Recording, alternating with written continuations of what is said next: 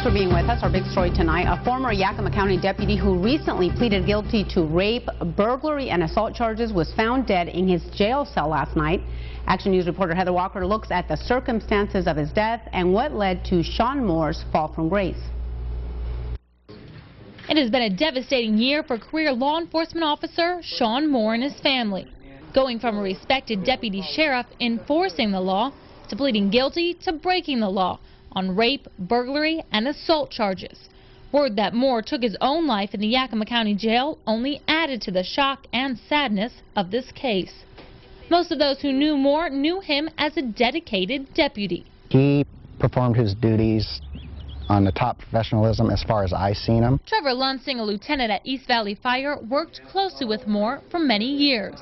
News of his death is the last of many shocking events involving Moore that have unfolded over the past year, starting with the court appearance back in October when Action News uncovered shocking details in the police report.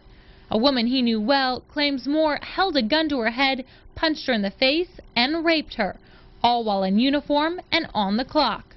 Lunsing and others couldn't believe it when they heard the allegations. There's never been any hints towards me with him on anything like that, so it indeed was quite a shock to me. Shortly after Moore's arrest by Sela police, a sheriff sergeant, clearly stressed by the arrest of one of his own, refused backup to a Sela officer.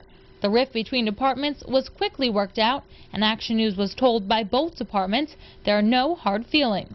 As the case against Moore neared a trial date, the overwhelming evidence against him convinced the deputy that his best course of action was a guilty plea. It's an Alford plea to the charge of third-degree rape, domestic violence. I spoke to the county prosecutor who told me neither the jail nor his office, which had been monitoring Moore's phone calls, were given any indication that he would take his own life.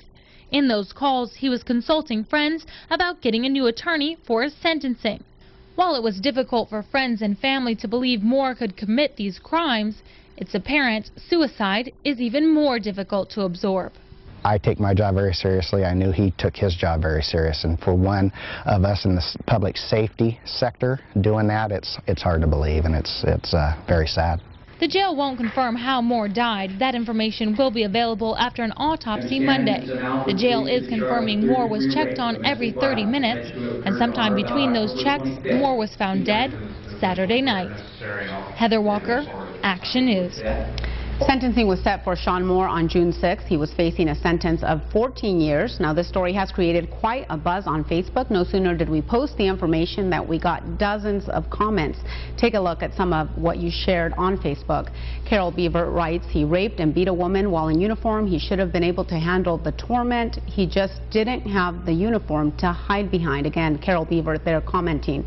Randy Esterholt says, I think that everyone has their opinion about the situation, but no matter what anybody says, he was still a human being, no matter what really happened or what demons he had. I will pray for him and his family. Again, another viewer. And another viewer, Katie Ibarra, writes simply, sad situation, period.